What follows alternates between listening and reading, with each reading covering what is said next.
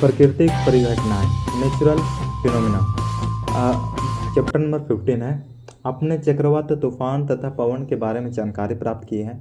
आप जानते हैं कि चक्रवात मानव जीवन एवं धन संपत्ति को बहुत अधिक हानि पहुंचा सकते हैं। आप इन विनाशकारी परिघटनाओं से कुछ सीमाओं तक अपना बचाव कर सकते हैं, परंतु त्वरित तथा भूकंप बहुत अधिक विनाशकारी परिघटनाएं हैं। त्वरित लाइटनिंग, आपने देखा होगा कि विद्युत तार ढीले हो जाने पर विद्युत के खंभों पर चिंगारियां निकलने लगती हैं। उस समय यह परिघटना बहुत ज़्यादा प्रबल हो जाती है। जब तेज हवा चलने पर विद्युत तार हिलते डुलते हैं। सॉकेट में प्लग के ढीले होने पर भी आपने चिंगारियां निकलती हुई देखी होगी। नायलॉन की शर्ट पर जब आप रात में खोलते हैं उस समय भी आपने चिंगारियां निकलती देखी होगी। वास्तव में तड़ित भी एक विशाल स्तर की विद्युत चिंगारी ही है। हमारे पूर्वज तड़ित से डरते थे। उन्हें लगता था कि यह ईश्वर के क्रोध के कारण होता है। वास्तव में बादलों में अवैस के जमा होने से तड़ित पैदा होती है। इसलिए तड़ित से हमें डरना नहीं चाहिए, बल्कि इससे बचाव के लिए सावधानियां बरतनी चाहिए। चिंगारियां, जिनके विषय में यूनानी जानते थे, करीब 25,000 वर्ष पूर्व यूनानी दार्शनिक थेलीज यह जानते थे कि एम्बर को फर से रगड़कर उसे सूखे कागज, तिनके के छोटे टुकड़े, बाल आदि जैसी हल्की वस्तुओं के पास ले जाने पर एम्बर उनको आकर्षित कर लेता है। कांच, प्लास्टिक, कड़ा, रबड़, एबोनाइट आदि पदार्थ इसी प्रकार का गुण प्रदर्शित करते हैं। यदि आप अंधेरे में ऊनी अथवा नायलॉन के वस्त्रों को खोलते हैं तो आप चट की ध्वनि के साथ चिंगारी देख सकते हैं। आपने देखा होगा कि जब आप ऊनी वस्त्र को उतारते हैं तो आपके शरीर के बाल खड़े हो जाते हैं। अमेरिकी वैज्ञानिक बेंजामिन फ्रैंकलिन ने सन 1752 में यह बतलाया कि तड़ित तथा आपके कपड़ों से उत्पन्न चिंगारी एक ही प्रकार की परिघटना। इस तथ्य को साकार होने में लगभग 2000 वर्ष लगे। रगड़ने के बाद वस्तु आवेशित हो जाती है, इसी कारण उसमें आकर्षण का गुण आ जाता है। इन आवेशों को विद्युत आवेश कहते हैं। वस्तु में ये विद्युत आवेश प्रभावित नहीं होते हैं, इसलिए इसे स्थिर विद्युत आवेश कहा जाता है। आइए विद्युत आवेशों को किर्चॉफ द्वारा समझने का प्रयास करते हैं। रगड़ द्वारा आवेश, चार्जिंग बाय रबिंग। किर्चॉफ 1, अपने बालों पर प्लास्टिक की एक कंघी को रगड़े। कागज के छोटे छोटे टुकड़े के पास इस कंघी को ले जाइए। क्या कागज के टुकड़े कंघी द्वारा आकर्षित होते हैं? प्लास्टिक की कंघी को जब बालों पर रगड़ते हैं तो यह कुछ विद्युत आवेश प्राप्त कर लेते हैं। कंघी के आवेशित होने के साथ साथ बाल भी आवेशित हो जाते हैं। जब आप कुछ और जानी पहचानी वस्तुओं को आवेशित करने का प्रयास कीजिए। किर्चॉफ 2, आवेशों के प्रकार तथा इनकी अन्योन्य क्रिया। Types of charges and their interactions. आवेशों के प्रकार तथा इनकी अन्वय क्रिया को दर्शाने हेतु किर्चॉफ के लिए सारणी 15.1 कुछ वस्तुओं से चुनिए। किर्चॉफ 3, 2 गुब्बारे फैलाइए, दोनों के धागे के सहारे इस प्रकार नीचे लटकाइए कि वे एक दूसरे को स्पर्श न करें। दोनों गुब्बारों को किसी ऊनी वस्त्र से रगड़ कर छोड़ दीजिए। आप क्या देखते हैं? इस किर्चॉफ को 2 रिफिलों की सहायता से दोहराइए। एक रिफिल को ऊनी वस्त्र से रगड़िए तथा उसे कांच के एक गिलास में रखिए। दूसरी रिफिल को ऊनी कपड़े से रगड़िए। अब इस रिफिल को गिलास में रखे आवेशित रिफिल के पास लाइए। क्या गिलास में रखे रिफिल पर कोई प्रभाव पड़ता है? क्या दोनों रिफिल एक दूसरे को आकर्षित अथवा प्रतिकर्षित करते हैं? पुनः एक रिफिल को ऊनी वस्त्र से रगड़िए तथा इस रिफिल को कांच के एक गिलास में रखिए। अब एक फूला हुआ आवेशित गुब्बारा इस रिफिल के निकट लाइए और परीक्षण कीजिए। अवलोकनों का निष्कर्ष। 2 आवेशित गुब्बारों ने एक दूसरे को प्रतिकर्षित किया। 2 आवेशित रिफिलों ने एक दूसरे को प्रतिकर्षित किया। एक आवेशित गुब्बारे ने एक आवेशित रिफिल को आकर्षित किया। क्या यह सिद्ध करता है कि गुब्बारे पर आवेश रिफिल के आवेश से अलग है? क्या यह कहा जा सकता है कि आवेश 2 प्रकार के होते हैं? क्या यह कहा जा सकता है कि समान आवेश एक दूसरे को प्रतिकर्षित करते हैं, जबकि विपरीत आवेश एक दूसरे को आकर्षित करते हैं? आवेश का हस्तांतरण, ट्रांसफर ऑफ चार्ज। किर्चॉफ 4, आचार की एक खाली एवं बड़े मुंह वाली बोतल लीजिए। बोतल के मुंह से कुछ बड़ा एक गत्ते का एक टुकड़ा लीजिए। इस टुकड़े में एक छेद बनाइए। धातु की एक पेपर क्लिप को खोलिए। एल्युमिनियम की 2 पतली पत्तियां चित्र में दिखाए अनुसार पेपर क्लिप पर लटकाइए। पेपर क्लिप को गत्ते के टुकड़े में इस प्रकार लगाइए कि यह गत्ते के लंबवत बना रहे। रिफिल को आवेशित करके पेपर क्लिप के सिरे से स्पर्श कराइए तथा परीक्षण कीजिए। क्या अल्युमिनियम की पत्तियों पर कोई प्रभाव पड़ता है? क्या ये एक दूसरे को आकर्षित करती है अथवा प्रतिकर्षित करती है? आप पेपर क्लिप के सिरे से दूसरे आवेशित वस्तु को स्पर्श कराइए। क्या प्रत्येक बार अल्युमिनियम की पत्तियां एक समान प्रभाव दर्शाती है? क्या इस उपकरण का इस्तेमाल करके यह बताया जा सकता है कि कोई वस्तु आवेशित है या नहीं? क्या आप यह बता सकते हैं कि अल्युमिनियम की पत्तियां क्यों एक दूसरे को प्रतिकर्षित करती है? अल्युमिनियम की पत्तियां आवेशित रिफिल से पेपर क्लिप द्वारा आवेशित प्राप्त करती है। जब ये पत्तियां समान आवेश प्राप्त करती है तो एक दूसरे को प्रतिकर्षित करती है और फैल जाती है। नहीं, फैल जाती है। इस युक्ति से यह पता चलता है कि कोई वस्तु आवेशित है या नहीं। इस युक्ति को विद्युत दर्शी कहते हैं। अल्युमिनियम पत्तियों के स्थान पर स्वर्ण पत्तियों का भी इस्तेमाल किया जाता है। इस क्रियाकलाप से यह ज्ञात होता है कि विद्युत आवेश को किसी आवेशित वस्तु से किसी दूसरी अनावेशित वस्तु में चालक धातु द्वारा स्थानांतरित किया जा सकता है। अब पेपर क्लिप के सिरे को अपने हाथ से स्पर्श कीजिए। ऐसा करने से अल्युमिनियम की पत्तियां अपनी मूल स्थिति में आ जाती है। पत्तियों को आवेशित करने तथा पेपर क्लिप को स्पर्श करने की प्रक्रिया को दोहराइए। आप अवलोकन करेंगे कि जैसे ही आप हाथ से पेपर क्लिप को छूते हैं तो पत्तियां सिमट जाती हैं। इसका कारण यह है कि छूने पर पत्तियां का आवेश आपके शरीर से होकर भूमि में चला जाता है। फलतः पत्तियां अनावेशित हो जाती है। किसी आवेशित वस्तु से आवेश को पृथ्वी में स्थानांतरित करने की प्रक्रिया को भूसंपर्क कहते हैं। तड़ित की कहानी, स्टोरी ऑफ लाइटनिंग। प्रयोगों द्वारा वैज्ञानिकों ने यह पाया कि गरज वाले तूफानों के बनते समय वायु की धाराएं ऊपर की ओर जाती हैं और जल की बूंदें नीचे की ओर आती है। इन तेज गतियों एवं उत्पन्न घर्षण के कारण बादलों में जो बर्फ कण और जल की बहुत छोटी बूंदें होती है, ये घनावेशित हो जाती है एवं बड़ी बूंदें ऋणावेशित हो जाती हैं। हल्के होने के कारण धन आवेशित बूंदें ऊपर उठकर बादलों के ऊपरी भाग में एकत्र हो जाती है, जबकि ऋण आवेशित भारी बूंदें बादलों के निचले भाग में एकत्र हो जाती है। इस प्रकार धनावेशित एवं ऋणावेशित बादलों का निर्माण होता है। धरातल के निकट भी धनावेश का संचय होता है। संचित आवेशों का परिमाण जब अधिक हो जाता है तब वायु आवेशों के प्रभाव को नहीं रोक पाते, क्योंकि वायु विद्युत के अच्छे चालक नहीं। ऋणात्मक तथा धनात्मक आवेशों के मिलने के कारण प्रकाश की चमकीली धारियां तथा ध्वनि उत्पन्न होती है। इसे ही तड़ित के रूप में पहचाना जाता है। आम बोलचाल की भाषा में इसे बिजली गिरना कहते हैं। यह प्रक्रिया विद्युत विसर्जन कहलाती है। विद्युत विसर्जन की प्रक्रिया दो या दो से अधिक बादलों के बीच तथा पृथ्वी के बीच होती है।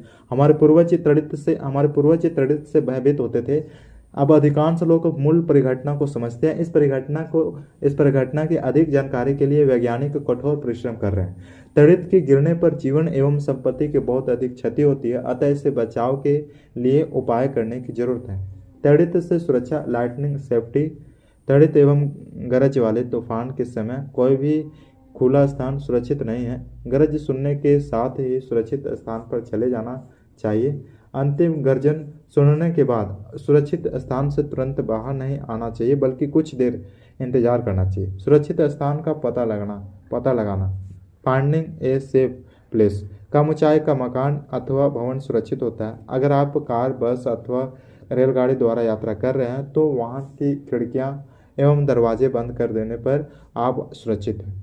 तड़ित झंझा के समय क्या करें, क्या न करें। Does and does not during thunderstorm. घर के बाहर आउटसाइड होम।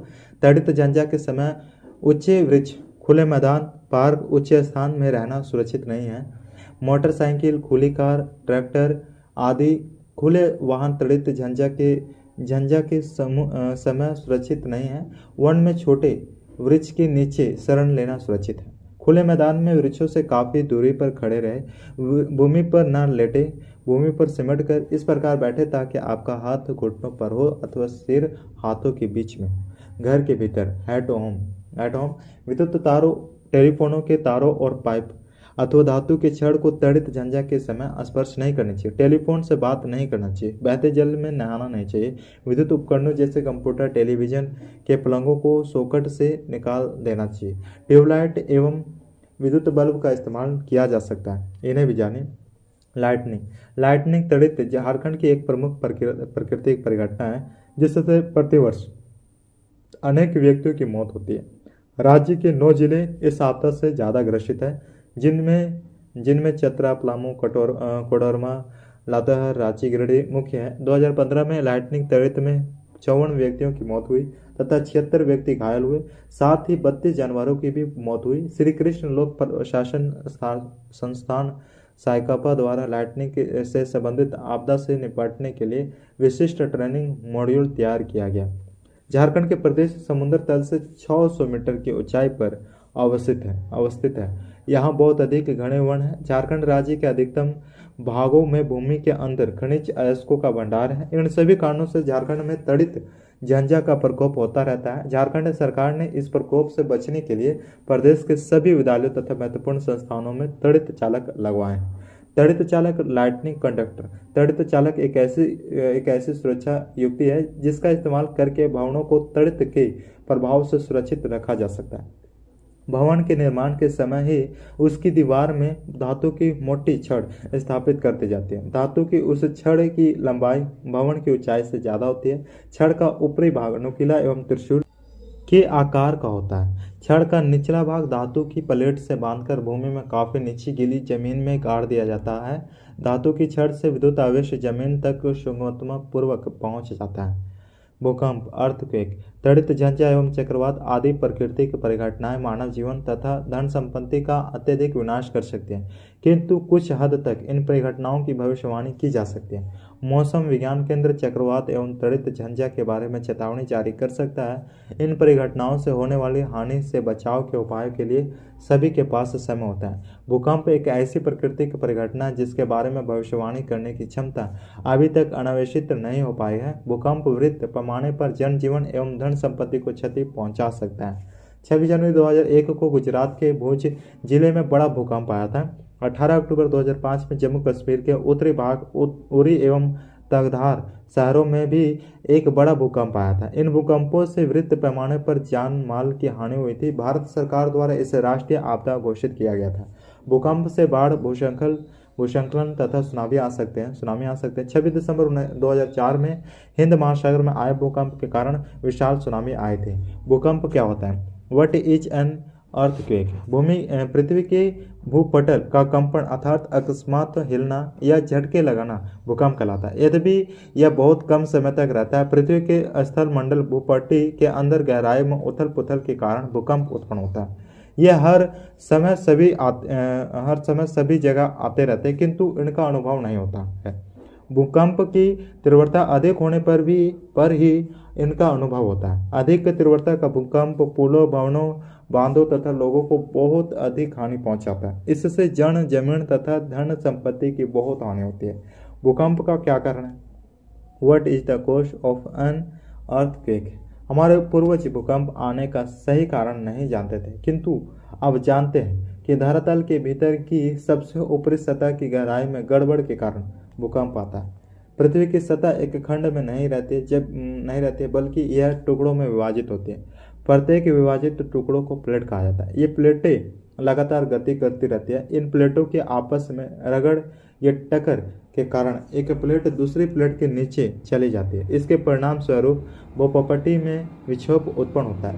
भूपट्टी में उत्पन्न विक्षोभ ही भूकंप है। भूकंप के आने के कारण की जानकारी होते हुए भी अभी तक यह संभव नहीं हो सका है कि आने वाले भूकंप के समय तथा स्थान की भविष्यवाणी की जा सके। वैज्ञानिकों को भूकंप के बारे में काफ़ी जानकारी प्राप्त है, फिर भी वे भूकंप के समय तथा स्थान की भविष्यवाणी क्यों नहीं कर पाते हैं? भूकंप उत्पन्न होने के निम्नलिखित कारण है: ज्वालामुखी का फटना, उल्कापिंड का धरातल से टकराना, राष्ट्र द्वारा किए जाने वाले भूमिगत नाक के विस्फोट, भूपट्टी के टुकड़ों के अनियमित गति।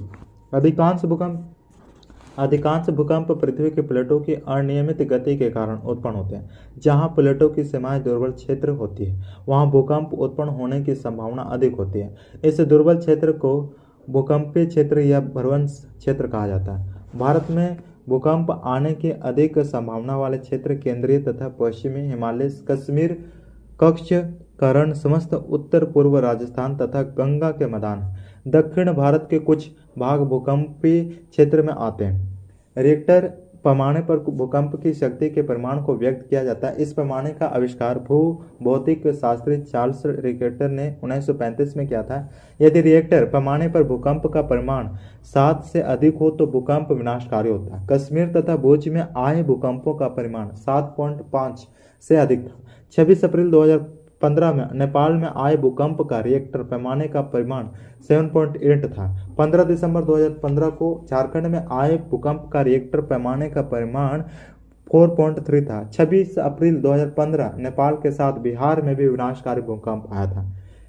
भूकंपीय तरंगे भूस्पंद पृथ्वी की सतह पर तरंगे उत्पन्न करते हैं। इन तरंगों को भूकंपीय तरंग कहते हैं। इनको भूकंपीय लेखी उपकरण द्वारा रिकॉर्ड किया जाता है। किरेक्लाफो 5 अपने माता पिता से नेपाल में 26 अप्रैल 2015 को आए विनाशकारी भूकंप के कारण हुई अपार हानि के बारे में पूछिए। उस समय के समाचार पत्रों तथा पत्रिकाओं से इन भूकंपों द्वारा हुई हानि को दर्शाने वाले कुछ चित्र एकत्रित कीजिए तथा एक संक्षिप्त रिपोर्ट तैयार कीजिए। भूकंप से बचाव, प्रोटेक्शन अगेंस्ट अर्थक्वेक्स।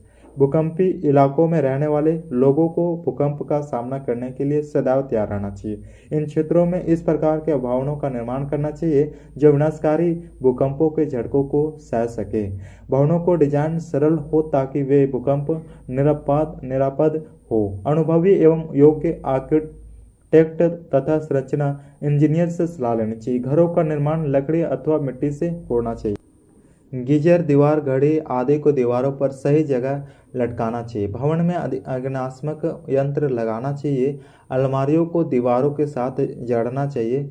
भूकंप के झटके लगने की स्थिति में बचाव के लिए निम्नलिखित उपाय कीजिए। यदि आप घर में हैं तो if you are at home किसी चौकी अथवा मेज के नीचे चले जाएं। भारी तथा ऊंची वस्तुओं से दूर रहें। अगर आप बिस्तर पर हो तो तकिए से अपना सिर ढक लीजिए। दरवाजे की चौखट के नीचे खड़े हो जाएं।